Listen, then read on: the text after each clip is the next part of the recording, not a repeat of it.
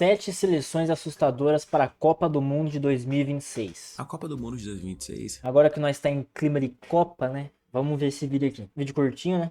não é só mais um mundial, é o maior experimento da história do futebol. Sim, é um 3 evento. países dividem o palco, um continente inteiro vira cenário, dos arranha-céus. Mano, eu vi que o Infantino falou que vai ser 104 Super Bowls em um mês.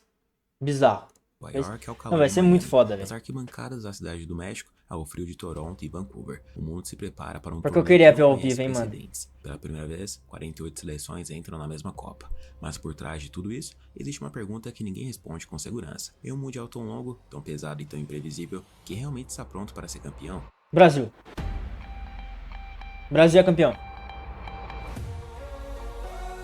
Nossa, porque essa Copa vai ser pica, cara. Vai ser pica, bagacete.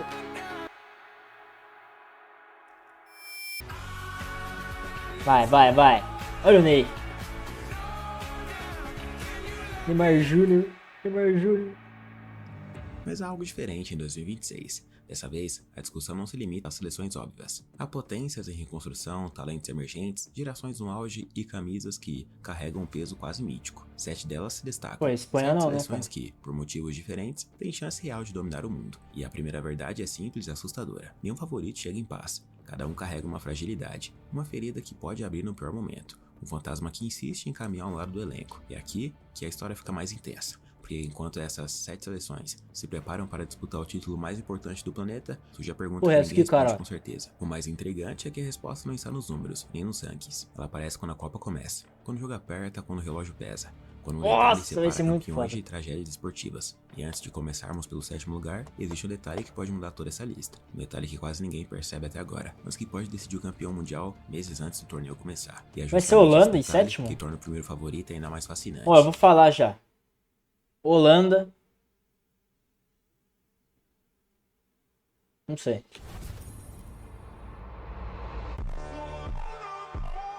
Brasil? Brasil? Aqui é o Brasil. Que é o Brasil, pô. Nossa, imagina o Neymar metendo um gol, velho. Nossa, velho. O Neymar tem que ir pra Copa, né, velho?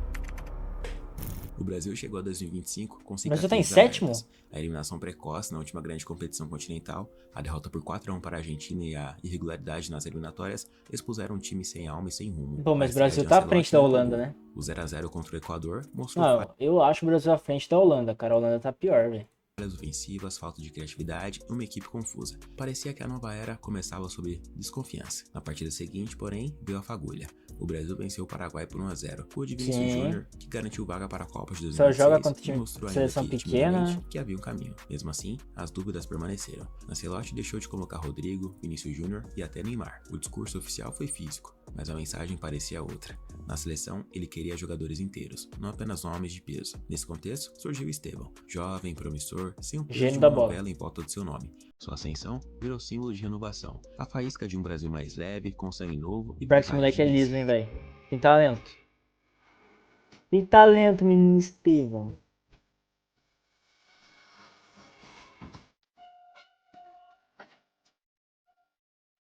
O time passou a viver entre dois mundos. De um lado, o peso da história, dos grandes títulos e craques do passado. De outro, a urgência de se reinventar. A era Ancelotti não representa apenas uma mudança de treinador, mas um plano de reconstrução.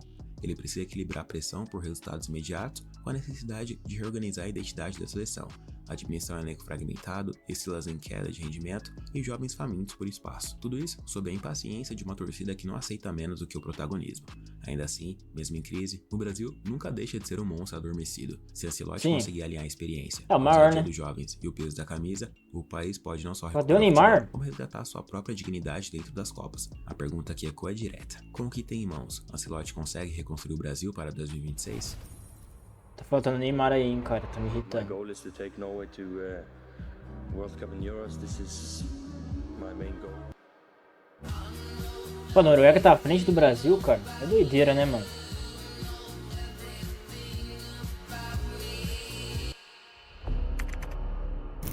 A A Noruega chegou à reta final das eliminatórias para 2026 com uma força que o futebol europeu nunca via há décadas. Rodada após rodada, os nórdicos deixaram claro que não estavam mais para a figuração. Nas eliminatórias, atropelaram Moldávia por 11-1, venceram Israel por 5-0, bateram Estônia e Itália por 4-1 e abriram vantagem confortável na liderança do grupo. De underdog, a Noruega passou a ser vista com um respeito real. No centro dessa revolução está o nome óbvio, Erling Haaland. Mais que o artilheiro, é o rosto de uma nação que acordou. Não, pior que, tipo assim, ele o Odegaard, né, mas ele, tipo, principalmente, deixa o Noruega em outro patamar, mas ainda assim não acho que tá à frente do Brasil, pô. Não tem como tá à frente do Brasil, velho. Faro de gol e currículo de elite que ele transforma qualquer ataque em ameaça. Ao lado dele, Martin Odegaard assume o papel de cérebro, com técnica, visão e controle. Dita o ritmo e conecta a defesa e ataque. Sander Berge e Patrick Berg dão equilíbrio, sustentam o meio e permitem que o time pressione alto, sem se desorganizar. No setor ofensivo, Antônio Nusa e Andreas Scheder acrescentam profundidade e mobilidade. As goleadas recentes mostram um time com repertório, gols distribuídos, variações de jogada, alternativas que a Noruega nunca teve. É uma seleção com plano e confiança. Mas os pontos fracos são claros. Falta sofrimento de Copa, falta experiência em jogos grandes de torneio mundial. A intensidade às vezes vira afobação. E a seleção é pequena, né, mano? Aumenta o peso sobre todos. Mesmo assim, poucas seleções fora do eixo tradicional chegam com tanto potencial para romper hierarquias. A Noruega atravessa a Europa como um furacão com números fortes e uma geração no auge. A pergunta não é se ela merece estar entre as favoritas. A pergunta é outra, muito mais pesada. Quando a Copa começar, a Noruega manterá essa força diante das seleções gigantes ou sucumbirá à pressão de fazer história pela primeira vez? Mano, eu acho que vai jogar bem, eu acho. Vai jogar bem, mas não tanto quanto o Brasil, né? Cristiano, would you like to end Cristiano. your career by winning a World Cup? Wow, will be a dream. To be honest, it's World Cup. It's the most difficult competition in the world. I'm dreaming on that. I know it will be tough, it will be difficult, but Ele merece. it's free. Ele merece, velho. Ele merece.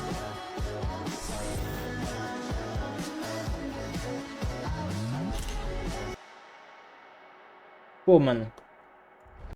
Cara, eu acho que Portugal tá muito abaixo, mano. Na lista dele, né? Eu acho que era pra estar um pouco acima, mano. Mas sei lá. Portugal entra em 2026 com dor, memória, responsabilidade e uma Cara, eu posso estar, tipo, pensando que tá em lista, né? Ele não botou números, então, tipo assim, eu acho que eu tô falando merda. Ele só falou as seleções, né? É que eu acho que em ordem seria mais legal, né? As favoritas e tal. Que, ó, tá assustadoras. Então, assim, eu acho que se fosse em lista, cara, Portugal tinha que estar mais à frente. esperança renovada. Não chega apenas como candidata, chega como protagonista marcada por tragédias recentes e por um recomeço ambicioso. Essa pode ser a última Copa de Cristiano Ronaldo. Aos 40 anos, ele continua símbolo, capitão e mito vivo da seleção. Sua presença ainda impõe respeito, mas o caminho até aqui foi rasgado por uma perda irreparável. Diogo Jota, aos 28 anos, morreu em um acidente de carro em 3 de julho de 2025. Pô, por ele, né, velho? Junto com o irmão, Portugal perdeu um jogador em plena ascensão. Perdeu também um pedaço de futuro. Mesmo assim, a seleção se levantou. Sob o comando de Roberto Martínez, conquistou a Nations League de 2025 com louvor. Na final contra a Espanha, jogou 120 minutos, empatou em 2-2 e venceu nos pênaltis. Cristiano chorou, ergueu a taça ao lado dos mais jovens e transformou o título em símbolo de resiliência. A vitória serviu como recado. Portugal ainda sabe reagir. No meu campo, um jogaço, né? Vitinha assumiram o protagonismo, organizando um time com passos precisos e maturidade. Para Portugal, 2026 é mais que uma Copa. É a chance de honrar a memória, provar força tipo assim, Portugal tem literalmente os 2 melhores meio-campistas do mundo, né? Um dos melhores, né? Que é o Vitinho e o João Neves, cara. E, tipo, eles aumentam muito a seleção, né, velho? Tem como, mano. Nuno Mendes, Diogo Costa, Cristiano Ronaldo. Não tem como, velho. E transformar a luta em glória. O Bruno Fernandes. O mundo verá se esse grupo marcado pela dor será capaz de transformar a cicatriz em conquista. França. Et moi j'ai une question. Quand tu vois mes dernières performances, tu vois un gars perturbé? Caralho. History of my country. E ele já tem uma, né? É, foda dele. Tá jogando bola esse aí, hein, velho. Vai chegar na Copa forte.